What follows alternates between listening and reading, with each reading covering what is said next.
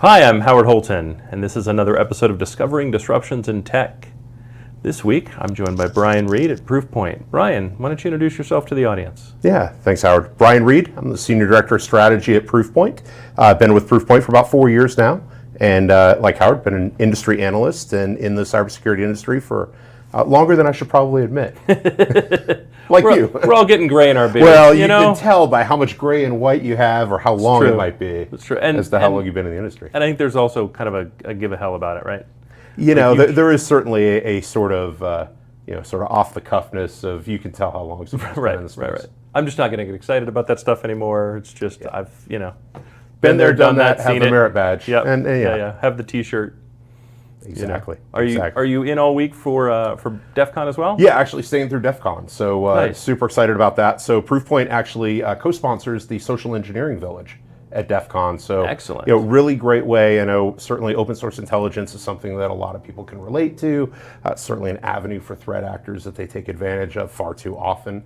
But it's great to understand all those TTPs related to social engineering and how they work and sort of get into the adversary mindset. So what do you think AI is going to do to the adversary mindset? Oh gosh, we've already seen it, right? I mean, let's just look at phishing, for instance. I mean, the old days of somebody in a non-U.S. English native speaking country going into Google Translate.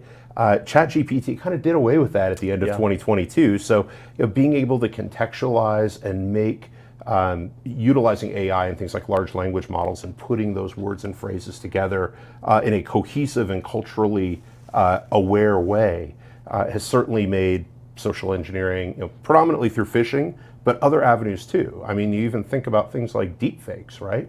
Deepfakes, taking advantage of things like voice, video, and visual manipulation.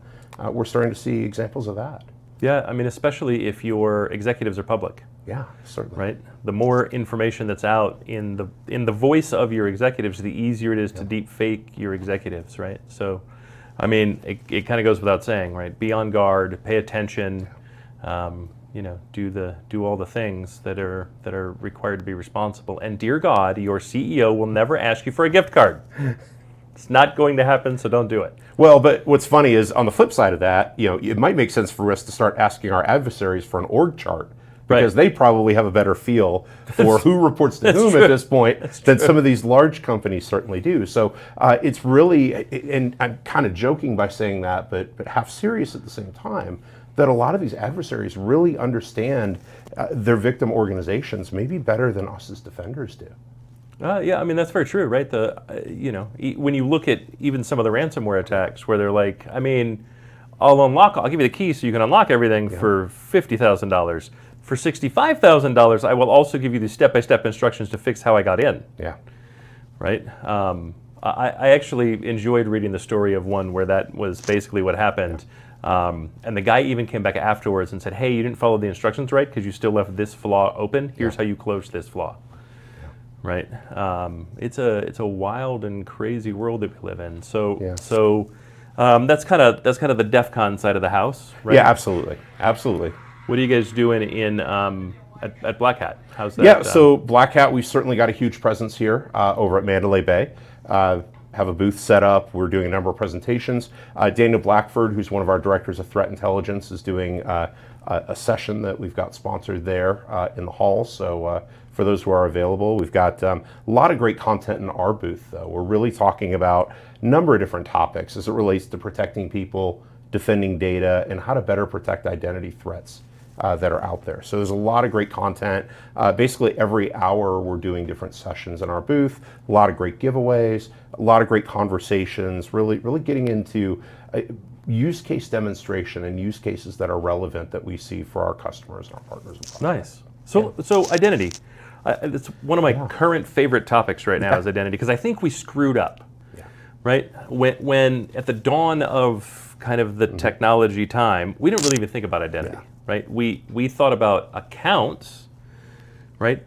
But we really didn't have this concept of identity. And lately the concept of identity has become really, really critical in your overall security estate, your overall security posture, and how your business will operate and kind of those friction points. How do you think about identity? Like, what do you think people should be focused on? What's some? So a couple of great thoughts there, right? I mean, let's face it, for the vast majority of us the last couple decades, we all live in the identity house that Microsoft built, for the vast majority of us. I mean, let's just be honest. But identity does go further than user accounts. So we have a lot of things out there, like machine accounts, shadow admin accounts, machine identities. There's a lot of different elements. When you say identity, that's sort of painting with a broad brush. User accounts certainly live in things like Azure AD and M365 and privileged access systems and the like. But really, when you're trying to solve that identity problem, you're really trying to think about all the different facets of identity. The way we think about it at Proofpoint is we really focus on three main areas. How vulnerable is that identity? How likely is that account to be attacked? And how much privilege do you have? How privileged is that account? So if somebody's super vulnerable, but they don't have a ton of privileges, they don't really get attacked very often, that should probably be a lower priority than somebody who really sits at the middle of, yeah, they're super vulnerable, yeah, they get attacked all the time, and yeah, if this account gets owned, there's a ton of privileges behind it. Right, especially in those cases where you have political privileges attached. Sure. By which I mean, like the last organization that I was at, I was the CIO and the CISO. Yep. I had no Active Directory admin account at all. Yeah. Why? I'm an executive. Why would I need that sort of thing? Sure. The number of things that have to go wrong, multi-billion-dollar organization, right? So not a tiny org. Number of things that have to go wrong before I have to log in to remediate the problem. Yeah, with your credentials. Correct. We don't want to get there. Right. I had no admin privileges to any system. Yep. Very, very purposefully. Yeah. Right. The day I started, the heads of each of the departments that reported to me said, "Okay, cool. Like, we're going to set up your admin account." And I said, "Why? Yeah. Why would you do that? Like, if I have to touch a keyboard to fix something, something horribly wrong has occurred."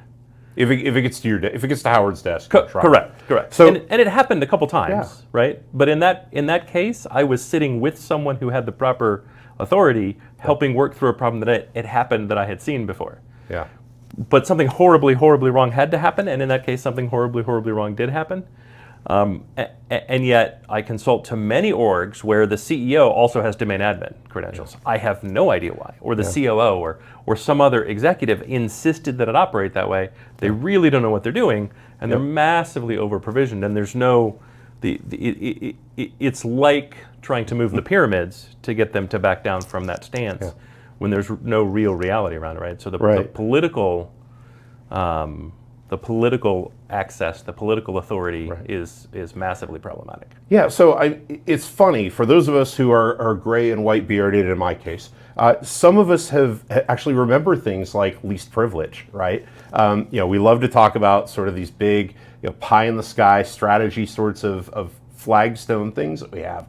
Defense in depth, which I would argue a part of that is defense in vendor. But least privilege is another one that, and we talk about this as zero trust principles, right? Granting the right privileges, the right time to the right things. And the reality is that, so many of us don't practice this. If you look particularly, one of the things that we see a lot of times when you start talking about things like insider risk and insider threat, you tend to see people that are long tenured in organizations that have accrued privileges over time, and you sort of get into this hoarder's mentality, right? You're hoarding privileges of, hey, maybe I started my career as a software development person or a support person, and then I moved into maybe something on the business side of the house, and I now have access to sales records and accounts and renewals and things on that end. Or on the marketing side, I'm privileged to pre-release information or partnership information. So you have the situation where you almost have ticking time bombs of these privileges that you have that are just waiting for, hey, account gets owned and it's a treasure trove. You might have think you've broken into your CMO's account or your chief product officer's account, but you've really got is somebody who's still got access, at maybe a pretty high level to your CRM database. Sure. I mean, especially if you look at somebody that's been in the organization for 25 or 30 years. Yeah, absolutely. Right? And we all have those people in our orgs, right? We all have people in our organizations that have been here forever. They know where all the bodies are buried because they still have the shovel, right? And those people are likely sitting on permissions that don't make any logical sense for what they're doing today. And they may not even be aware of them, right? And oftentimes they aren't, right? Because it becomes a philosophy thing. It becomes a, people end up, I used to talk about this when I covered data security years ago in my industry analyst days. People are data hoarders by nature. For sure. They hoard data, but what we also hoard is privileges and identities and access to do things.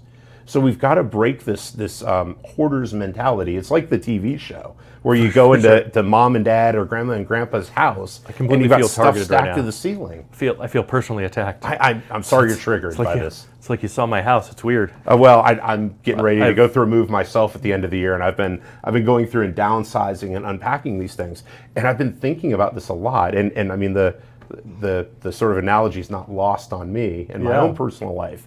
Sort of going through, this state of downsizing, and I've hung on to things for a couple decades, and in some cases a couple of decades too long.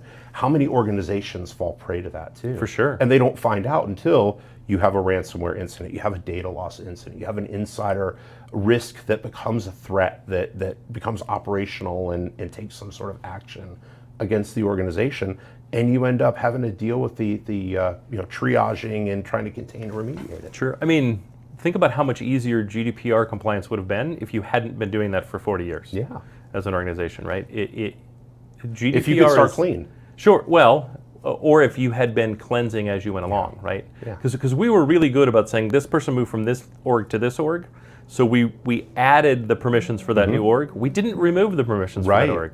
And the second we did, like let's say we worked for an org we then immediately got a phone call that said, hey, I wasn't done working on the thing that I was still, I'm still handing stuff over for 6 months. Plan, so, right? Let's and the transition plan never includes IT. And the business never makes IT a partner or an imperative to say, hey, look, this person's maybe doing two jobs for the price of one. Right. We've heard that, speaking of politics in our past, you've got people who are carrying multiple hats at the same time.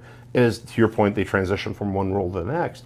How are we treating those people? How do we know? IT is not omnipresent and all-knowing, as you know, being a CIO and a CISO. We're just not. So we've got to get our cues and our clues from the business. Like no one will pay for us to be all present and all knowing. Also, no one really wants that. Yeah, and the expense side of that is just not practical from a business standpoint. No, I mean, that's what the risk trade-off is. Right. Let's assume you could keep a record, like it was conceivable to keep a record of every single access that was made in every single system ever, that you could somehow then cross-reference that against every permission to then come up with a delta.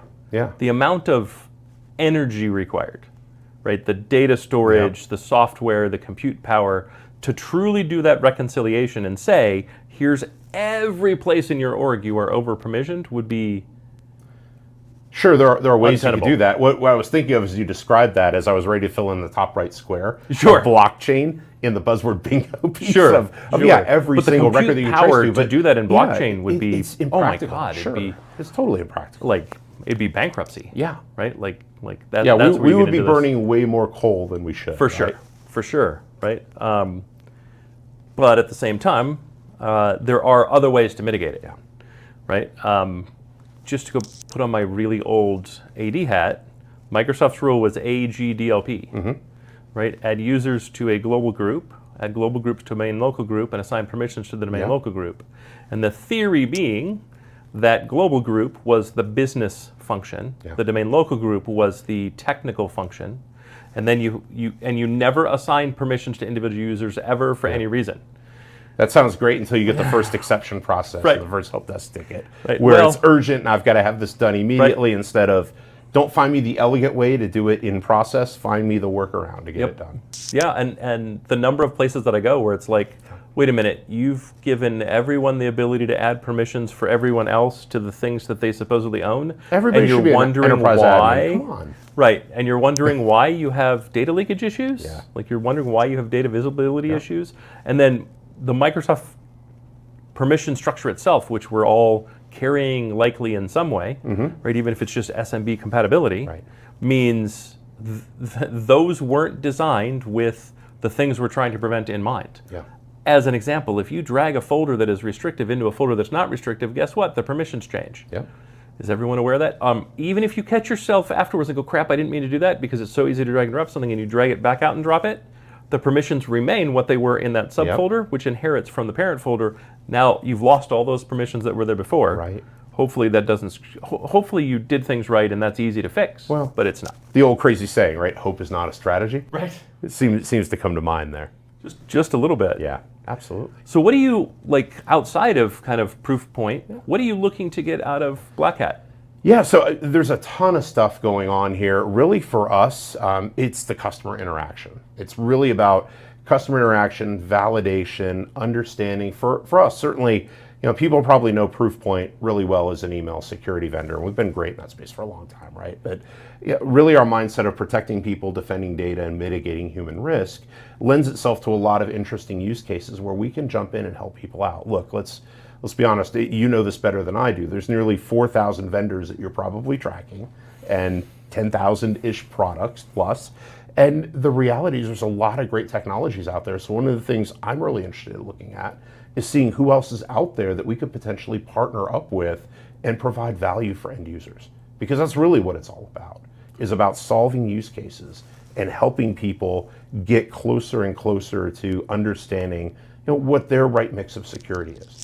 For sure, right? Because that's almost like a fingerprint, right? It's all like the right mix of security for you and your organization, and where it's at in maturity, and where its budget cycles are at, and where its growth goals are. Really creates a fingerprint. You can't photocopy that from any org and bring it over and expect that to actually be purpose fit. Yeah, and your point is so valuable, right? Because we're all end user organizations. You're all building your own cybersecurity ecosystems, right? And as you build that, there are certain technologies that are going to be fantastic fits for what you're doing. They're going to line up great. And there's others that are not. And it's not just whoever might sit on the latest industry analyst report wherever. It's about finding people that work well together, that provide 100%. A cohesive answer for what you're trying to do. And what you mentioned is so important. You can't just take the blueprint from, if you're a CISO at Acme Corp, you can't just go, hey, I used to be the CISO at Beta Corp, and I'm going to take my whole playbook and every vendor I used. That might be great for some, but it's I guarantee you're going to run into issues where you could certainly have a more optimized view of security. You could do things, at better time, money, effort by opening and sort of broadening your horizon. So back to your point, even if you take the best tool in the world, the way you're going to apply it in a new org, it simply may never fit. Right? Absolutely. The rough edges. I always kind of go back to fractals for these. Like for those who are old like us, fractals were a neat thing you got printed on a t-shirt.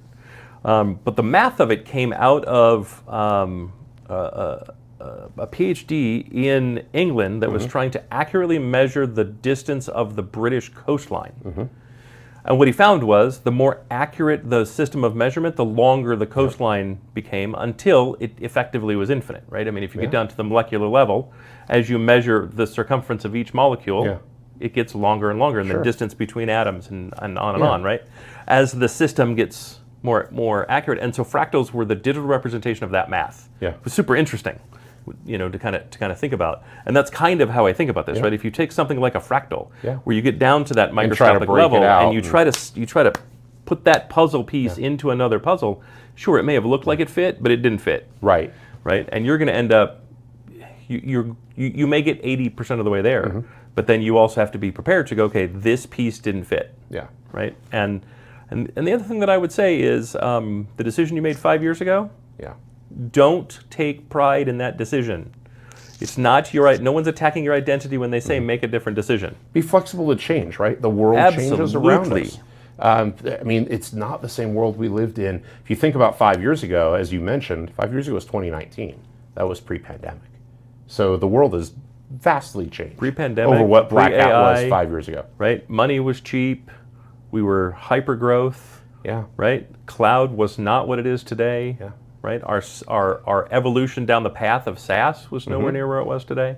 Absolutely. Right? So when you're faced with having to remake a decision you made 5 years ago, just accept the world changed. You made the right decision 5 years ago for your organization where it was. But that today was a your point organization has evolved. That was a point in time too. Sure, but we all take that stuff personally.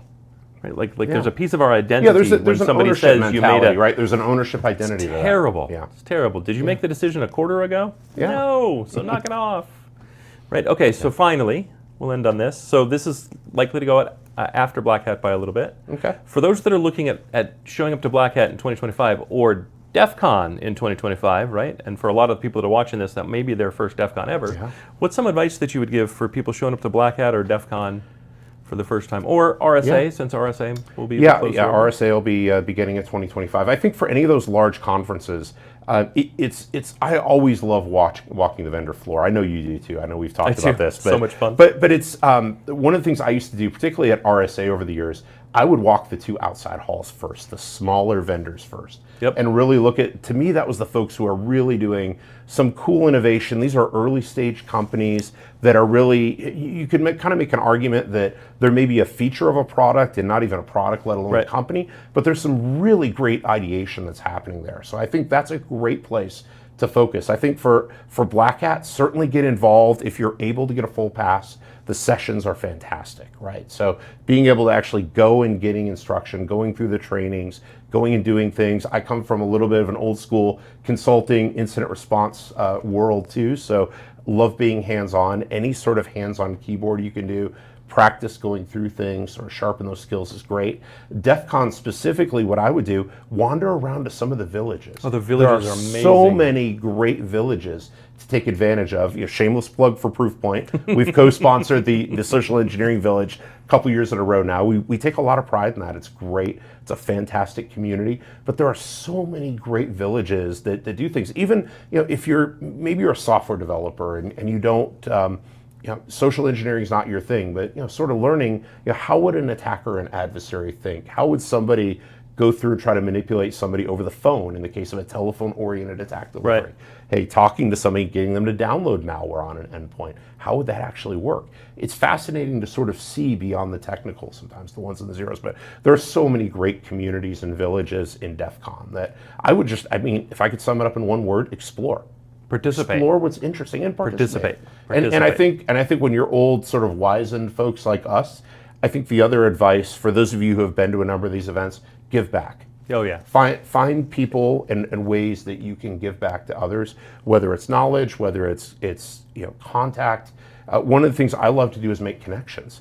It's, hey, I might not be a great fit. I might not be able to help what you're trying to do. Actually, the CEO of an early stage company reached out to me this morning about this and was like, hey, I'm doing some really cool things around, DevSecOps and automation around testing. I'm like, that's great. I'm not really the right person, but I think this other person over at this other company would be somebody fantastic. Let me get you connected. So it's really these kinds of communities and all of us getting together is about building those connections. 100%. 100%, right? Participate, right? And educate. If you're on the, both directions is where I was going with that, right? Yeah. So that means take time to learn something new. My favorite for new people is participate in the badge hacking community. It's done as a team event. It's not really done as a solo event. And you'd be shocked, because I was shocked the first time I had ignored it for years. Yeah. And finally, because I'm like, I don't do this every day. It's not really where my head's at. It's not really where my focus is at. And then I went and participated and was able to help with some really interesting stuff. Yep. Just because, the crap banging around in the old guy's head that I've done before, I was like, oh, actually, this makes a whole heck of a lot of sense this way. And we were able to do some really neat stuff. And I was participating as part of a team, right? And then the other thing is educate the other direction, right? Give back. Spend some time teaching people. And if you don't think you have anything to contribute, walk around with a piece of paper that says, I'll give you a free resume review. I'm an executive. Yeah. Right? There's a lot of unemployed people. There's a lot of underemployed people. And nerds don't write resumes well. So even if you don't think you can contribute, you can absolutely contribute. Yeah. Yeah, the other thing, your point about badge hacking, it got me thinking about the other thing. Maybe we should have a bumper sticker, Howard. Hack a badge, pick a lock, and go to the lock picking village and learn how to pick a lock. So hack a badge, pick a lock. Yeah, Howard 2024 Blackhat. we can trademark it now. It's true. Mic drop. We're done. But well, on that note, this has been another episode of Discovering Disruptions in Tech. I'm Howard Holton. Please like, subscribe, follow, and join us for our next episode. Thanks, everybody.